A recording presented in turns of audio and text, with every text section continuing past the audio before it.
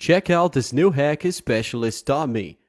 You can save a lot of money on the gas bill with this. In this video, I'm gonna give you a special tip so you can unclog stove burners. See how this one barely produces a flame?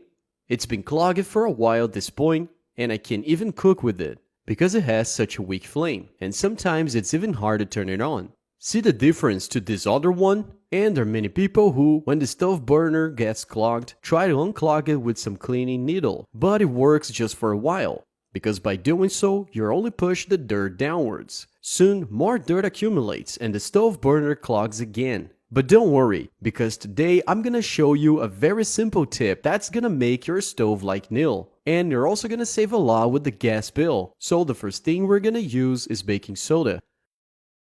Let's go ahead and add 1 tablespoon of baking soda directly here. Now we're gonna need a lime. Make sure to use lime instead of lemon though, because it's more acidic and we're gonna have a better result. So cut the lime in half and squeeze its juice into a container.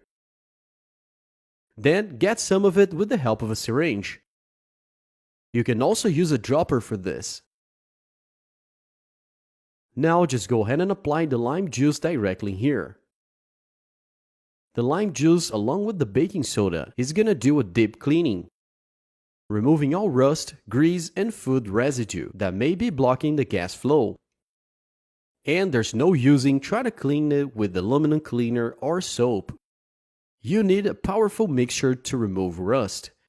So the lime together with baking soda is gonna do the task easily. After adding it, let the mixture sit for a few minutes. And then, using a paper towel or rag, wipe it all out. See the amount of dirt that comes out? All of this was preventing the gas from flowing.